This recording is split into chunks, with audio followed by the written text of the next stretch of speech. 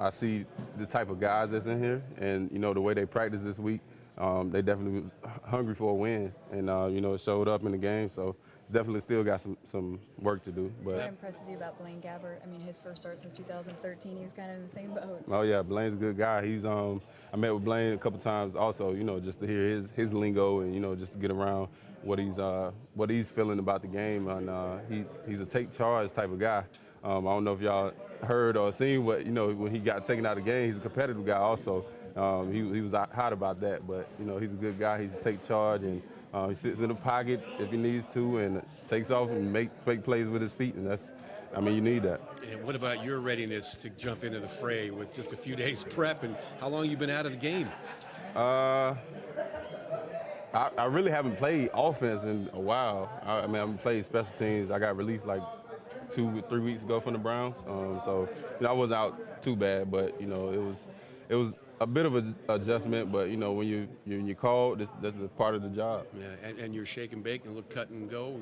You still got that. You can't take that away 2 weeks, 2 weeks away from the game. Yeah, I guess if you got it, you got it. Yeah, appreciate it. Did you know going into the game that you were going to be used as much as you were at the start, or was it something that's how the game played out? No, I actually didn't. My coach walked up to me during pregame, was like, "Oh, you starting, by the way," and I was like, "Okay, let's go."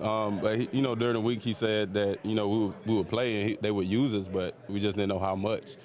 So I guess they made a decision and went with it. 30-yard run was the longest of your career.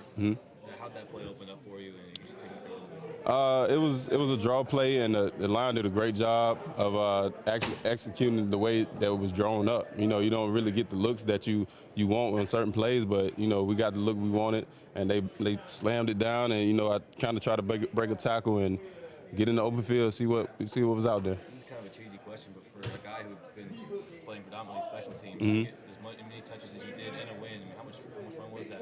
Oh, it was great, man. I've been praying for this opportunity for so long. It's just, like I said, 8 teams, man. That don't happen often, especially you skip from team to team and then you come in a week and you're starting. That doesn't happen, man. And I'm just thankful and humble for the opportunity that the coaches gave me. Shaun, what were you doing last Sunday? Last Sunday, I was watching a little bit of the 49ers. I was watching in Cleveland. In Cleveland, yep, with my wife and kids, yep. I was watching Sunday football. That's what I was doing. Box of popcorn? I think I had some Chipotle, actually. Yeah, a little Chipotle. So you're on the couch, and I was now on the couch. I was on the couch. You're in the spotlight. Hey, man, that's the way things work sometimes. God got a different plan for different people. And, I've been, through some things, but, it's all about faith. Just keeping your faith. What was the mindset of the offense as well? We heard. I'm sorry? When the call came in early on 4th and 1, early in the game from the coaches, just what was the mindset in that huddle and just the offensive players? And we're going for it early. This is. Like I said, guys were hungry for a win, and the coaches, I'm sure, are too. So, it showed in the game.